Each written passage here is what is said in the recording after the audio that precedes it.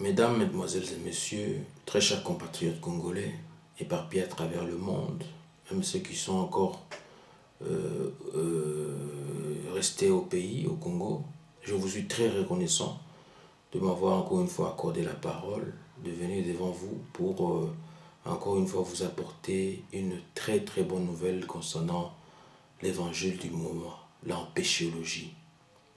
Et j'aimerais juste prêcher mes compatriotes à ne pas baisser les bras, à toujours persévérer, car l'espoir fait vivre, comme on dit. Et aujourd'hui, j'ai voulu insister sur l'évangile du moment, parce qu'il faut continuer toujours à résister contre l'oppression, contre les répressions dont sont victimes ces derniers temps l'opposition au pays. En quoi donc consiste l'évangile en péchéologie? Par votre humble serviteur, M. Bienvenu Massamba, membre du Parlement de la diaspora congolaise. L'empéchéologie est une doctrine transférable entre individus en vue de dénoncer les antivaleurs, les différentes cultures qui freinent l'élan de la démocratie et de l'alternance de manière générale et sur le plan mondial. Et dans le contexte de l'histoire, le contexte actuel de l'histoire de notre pays, la République démocratique du Congo, cela implique 1. Barrer la route contre toute tentative de balkanisation. 2. Barrer la route contre le glissement de pouvoir en République démocratique du Congo. 3. Barrer la route contre le découpage territorial précipité et désordonné. 4. Barrer la route contre la révision constitutionnelle en République démocratique du Congo. 5. Barrer la route à toute tentative diarrhéique de dialogue, genre Sun City bis en Afrique du Sud, de la honte, où l'on ne se partage que les postes stratégiques pour mieux exploiter ses compatriotes pour des intérêts mercantiles. 6. Barrer la route à toute tentative de voie référendaire en vue de prolonger le mandat du président sortant qui a fait plus de 2 mandats au sommet de l'État congolais sans rien apporter de réelle concrétisation au vécu quotidien du peuple congolais. 7. Barrer la route aux multinationales étrangères d'exploiter de manière arbitraire les ressources naturelles et minérales de la République démocratique du Congo au détriment des fils et filles du pays. 8. Barrer la route à toute tentative de viol ainsi que de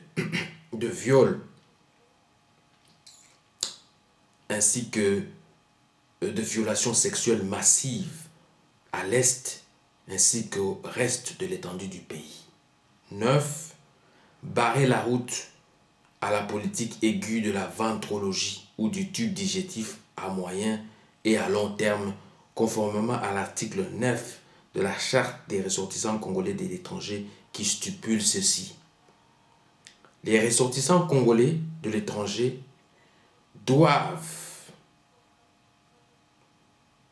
mettre en quarantaine tous les leaders véreux et versatiles ou démagogues qui ne recherchent que leurs intérêts et non celui de la communauté entière.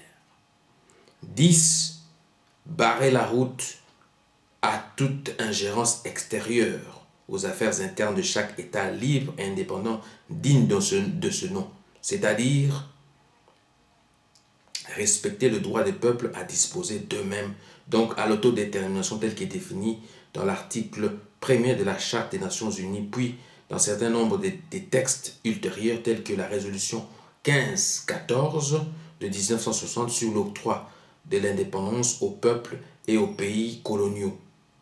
L'autodétermination d'un peuple implique les droits politiques, mais aussi les droits économiques, culturels et sociaux.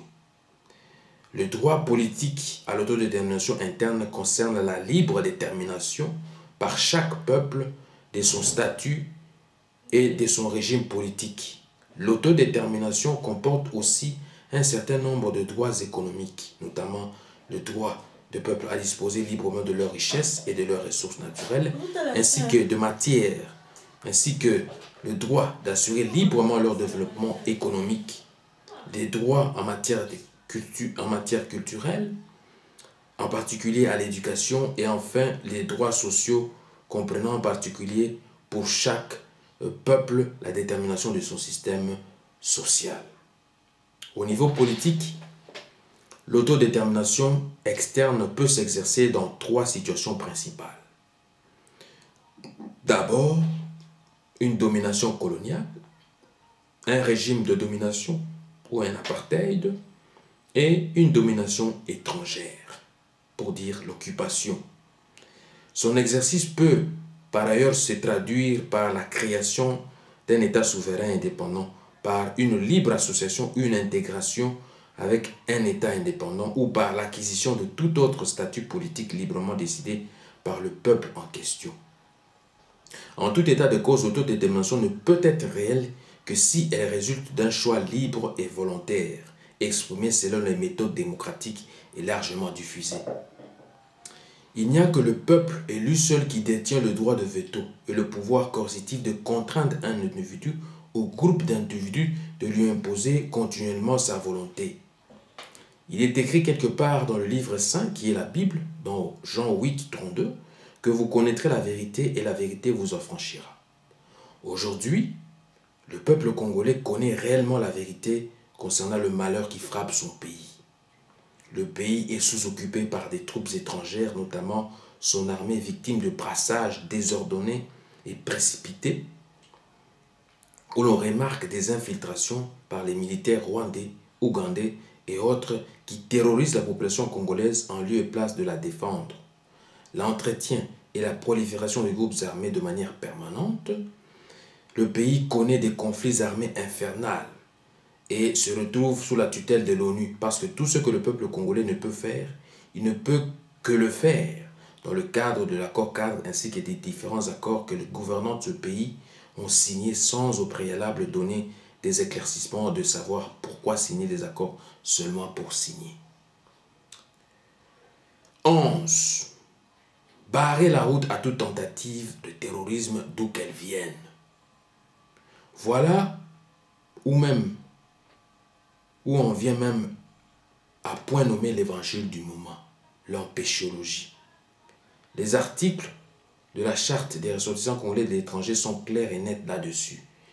Dans son article 14, il est stipulé: les ressortissants congolais vivant à l'étranger doivent défendre à tout prix une nouvelle politique dite évangélique, l'empéchologie, c'est-à-dire l'art de combattre les impérialistes, les multinationales et les occupants ainsi que leurs marionnettes de pouvoir continuer à pérenniser leur sale besogne de destruction totale ou partielle du peuple africain et mettre en détour toute tentative sombre, machiavélique et hégémonique visant à remettre en cause l'émancipation, l'émergence, la croissance et le développement du continent africain tout entier.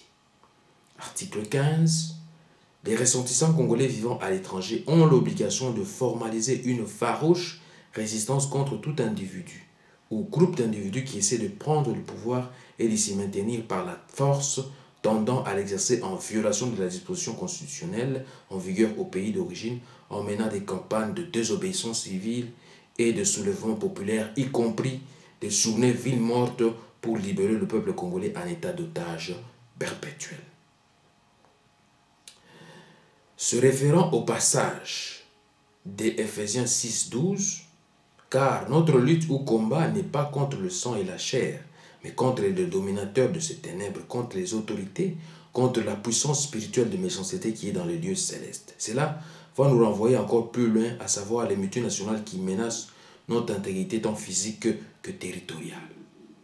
Ici, je vais pouvoir épingler la multinationale anglaise Soko, qui veut à tout prix exploiter le pétrole au sein du parc de Virunga, qui est notre bâtiment touristique de renom protégé par l'UNESCO.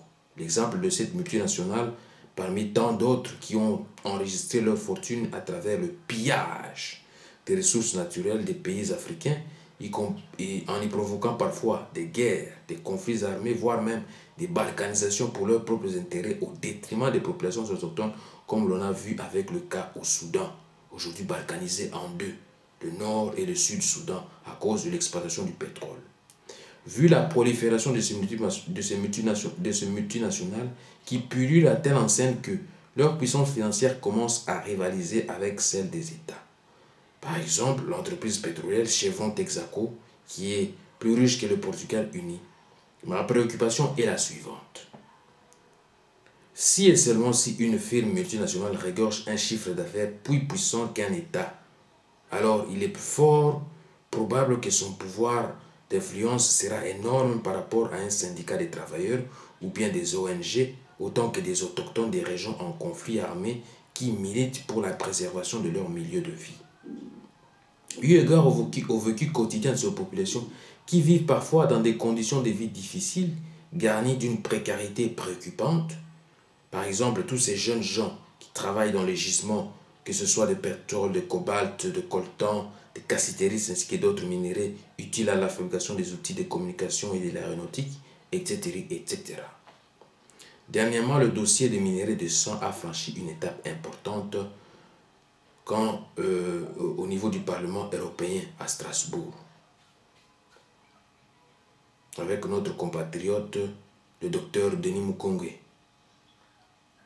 Ce gynécologue de réputation internationale vient en aide aux femmes violées dans l'Est de la République démocratique du Congo. Il est intervenu devant les députés européens dans le cadre d'un débat sur les questions des minéraux extraits dans les zones de conflit.